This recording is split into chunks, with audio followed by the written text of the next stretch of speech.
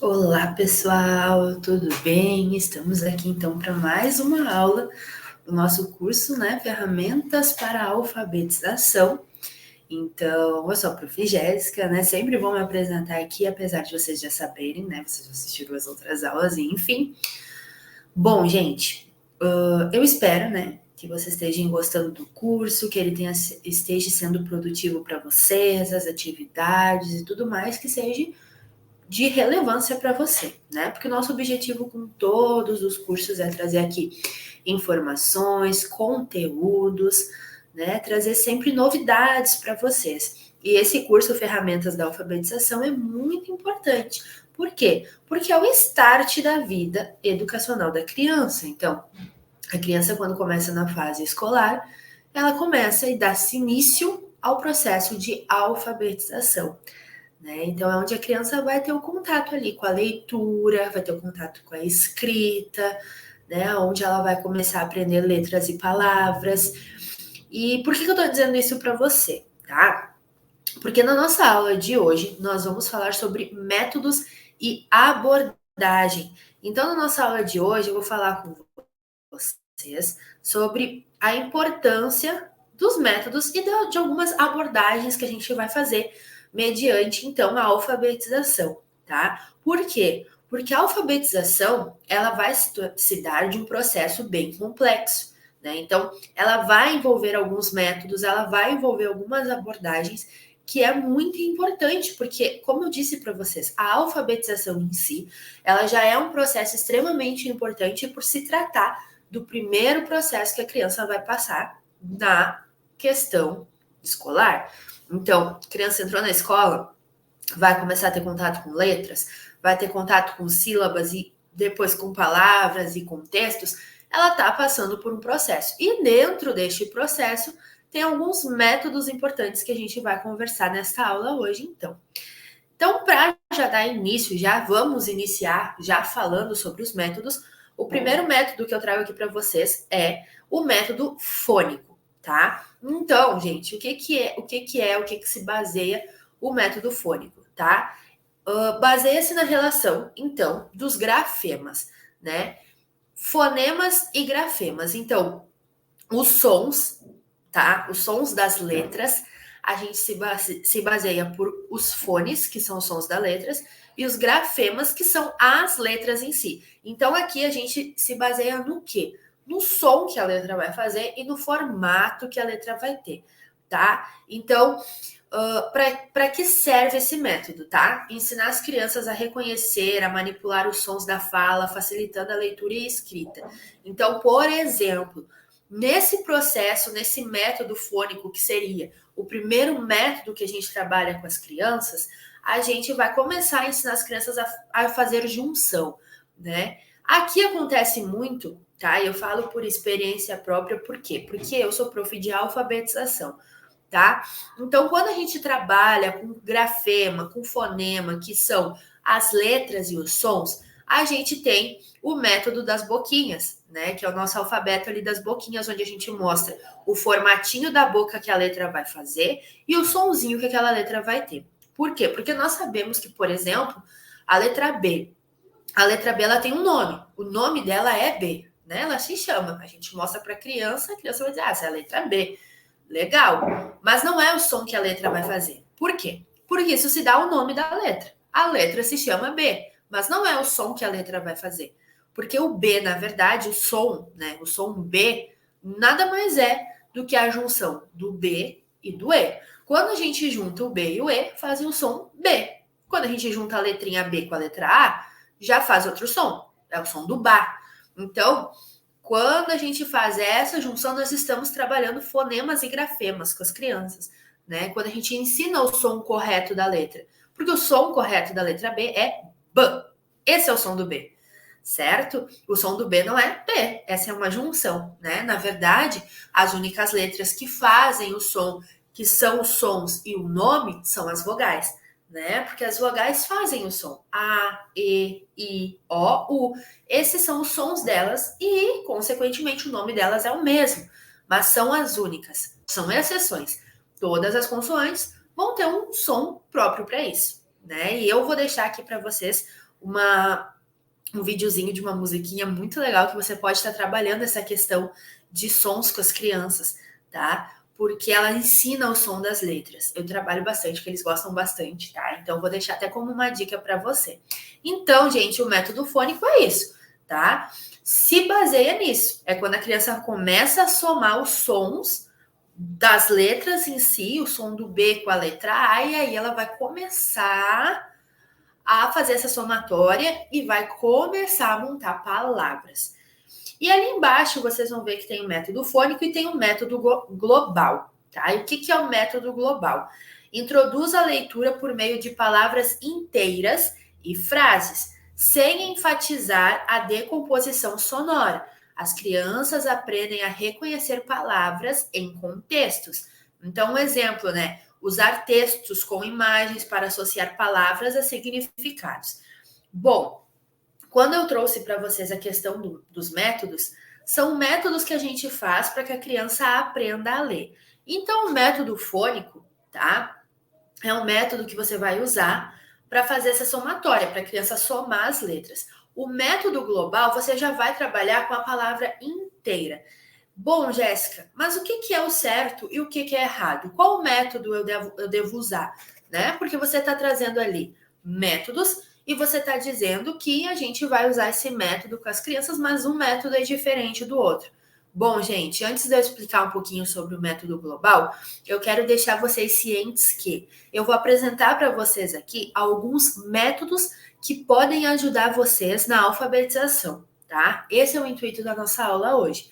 É eu trazer alguns métodos que você vai poder estar usando com a sua criança para que ela se alfabetize. Porém, esses métodos só é válido dependendo da característica da criança, da dificuldade da criança. Por exemplo, se é uma criança que tem muita dificuldade de fazer essa junção, você não pode chegar trabalhando já letras, palavras inteiras. Você vai ter que trabalhar o som das letras primeiro, né? Mas se é uma criança que chegou para você, por exemplo, ela não é alfabetizada, mas ela já sabe o som que as letras fazem, ela só está com essa dificuldade para fazer essa junção, você já pode aderir ao método global, que é o quê? Que é a palavra inteira. Você usar a palavra junto com uma imagem, ela vai associar a imagem à palavra e ela vai se alfabetizando através de imagens e palavras, tá? E show, Jéssica, legal. Mas como que eu vou saber que método usar? Bom, o primeiro passo que eu digo para você é: faça o teste de sondagem. O teste de sondagem é aquele testezinho que eu ensinei para vocês lá na primeira aula. Você vai falar 4 palavras do mesmo grupo semântico, ou seja, se você escolher animais, as 4 palavras têm que ser nome de animais. Se você optar por material escolar, as 4 palavras têm que envolver material escolar. A primeira palavra que você vai falar para a criança, ela é com 4 sílabas. A segunda palavra é com 3 sílabas. A terceira palavra é 2 sílabas e a última palavra é uma sílaba só. Através desse testezinho, você vai ver em que nível silábico essa criança se encontra. E através disso, você vai conseguir ver qual o melhor método que você vai usar para alfabetizar. Mas nenhum método é melhor do que o outro, por exemplo. Todos os métodos servem para estimular a criança a ler e a escrever. Então, você pode, se a criança tiver no nível pré-silábico, você vai começar com o método fônico, você vai trabalhar o som das letras, o formato das letras, né? Porque a criança no nível pré-silábico, por exemplo, ela não tem noção de formato de letras ainda, ela não tem noção de quantas letras cabem numa palavra, por exemplo, casa, e aí às vezes vai 6, 7, 8 letras, e às vezes nenhuma letra condiz ao nome. Então, são métodos que eu estou trazendo aqui, mas isso só vai ser válido para você se você saber em que nível essa criança se encontra. E para você saber, você tem que fazer o testezinho de sondagem que eu deixei lá na primeira aula, tá? Então, o método fônico a gente usa para trabalhar o som das letras e o formato delas, e o nome, e o som que fazem, e a junção para formar sílabas. O método global, então, já é a palavra inteira, a palavra junto com a imagem, por exemplo, a casa, escrito casa, e aí a figura da casa. Então, o método global se dá por trabalhar a palavra como um todo, tá? Bom, o próximo que eu coloquei aqui para vocês é o método silábico, tá? Então, foca no reconhecimento e na leitura de sílabas. A ideia é que, ao dominar as sílabas, a criança consiga decifrar a palavra, né? Então, aqui já é um outro método, tá? Que, se a gente parar para pensar, a gente consegue trabalhar todos os métodos, tá? Então, a gente poderia, por exemplo, né, começar com o método fônico. Ótimo, como eu disse, depois do testezinho. Mas vamos pensar numa criança, pegamos uma criança pré-silábica aqui. A gente vai começar com o método fônico, né? A gente vai começar com os sons, o som das letras. Quando a gente junta uma letra que outra, e aí dá um outro som, então a gente vai trabalhar aqui através dos sons. A gente poderia passar facilmente desse método para o método silábico, que é esse que eu vou trazer para vocês. Por quê? Porque o método silábico se dá por reconhecer as sílabas. Então, as sílabas inteiras. Então, o método silábico é quando a gente junta o K e o Sa para formar casa, o Da e o Do para formar dado, o Sa e o Po para formar sapo, o Pi, Pó e o K para formar pipoca. Então, esse é um método silábico, é através das sílabas, onde a gente trabalha o silabário, né? Então, através do silabário, a gente consegue fazer essa junção de sílabas para que a criança comece a entender que uma sílaba mais outra sílaba forma uma palavra, né? Que a junção de um e de outro forma uma palavra, né? E aí aqui a gente começa com palavras de uma sílaba, né? Pé, mão, por exemplo. A gente passa para palavras de duas sílabas, como vida, luva, vaca. Depois a gente vai para as de três sílabas: boneca, pipoca, cavalo, girafa, e assim a gente vai aumentando. Logo após isso, depois que a criança pegar bem essa questão das sílabas e ela conseguir entender, a gente passa então para sílabas complexas, que é aquelas sílabas onde tem os dígrafos, né? Que é CH, LH, NH, as sílabas que o R está no meio, né? Bra, bre, bri, por exemplo. As palavras com dois S's. Então, aqui começa algumas ortografias também. Mas isso depois que a criança dominar as sílabas simples. Então, depois que a criança dominar as sílabas simples, a gente consegue trabalhar as sílabas complexas, certo? E ali embaixo eu botei a abordagem construtivista, tá? Então, baseia-se numa teoria, tá? De que as crianças constroem seu próprio conhecimento. Então, a alfabetização é vista como um processo ativo e interativo, né? Então, exemplo, os projetos em que as crianças escrevam suas próprias histórias e recebem feedbacks. Então, aqui a gente também pode trabalhar a questão do feedback positivo. Não sei se você já ouviu falar, mas existe, né, o método ABA e a gente trabalha esse método normalmente com as crianças autistas quando a gente quer fazer uma troca de comportamento. Então, quando a gente faz essa troca de comportamento, a gente pode fazer isso através do reforço positivo, tá? Só que isso vale muito também para o que a gente está conversando aqui, que é a questão da alfabetização, certo? Por quê? Porque aqui a gente começa, tá? E eu trago aqui para vocês, então, essa questão dos elogios. Então, toda vez que a criança fazer uma atividade onde ela vai conseguir se sair muito bem, onde ela vai conseguir evoluir, onde ela vai conseguir construir sílabas e construir palavras, e a gente sempre traz essa questão do elogio, a gente está reforçando positivamente uma aprendizagem que ela adquiriu. Então, toda vez que a gente faz esse reforço positivo, toda vez que a gente traz isso, a criança começa, o cérebrozinho dela começa a entender que isso que ela está fazendo é positivo. E aí ela tende a voltar e a fazer isso mais vezes, tá? Então, quando a gente fala sobre isso, do reforço positivo é quando a gente trabalha através de elogios. E, gente, eu digo para vocês que isso é extremamente importante para crianças. Às vezes a gente acha que, elogios é isso mesmo, tá certo, é isso, é aquilo. E não é, tá? Por quê? Porque as crianças, elas são muito ligadas e elas gostam de elogios, assim como nós.